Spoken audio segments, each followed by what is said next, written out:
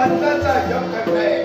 भाऊ भक्तीच्या प्रेरणेनं या शंभू महादेवाला केवळ आपल्या साखळी घेण्याचा प्रयत्न करताय.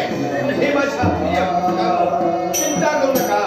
तुमच्या मनातील इच्छा आकांक्षा परिपूर्ण करण्यासाठी होय कैलास सीतानाथ, होय भोलानाथ, होय हा गंगाधर नागेश्वर सदैव तुमच्या पाठीशी राहील, सदैव तुमच्या पाठीशी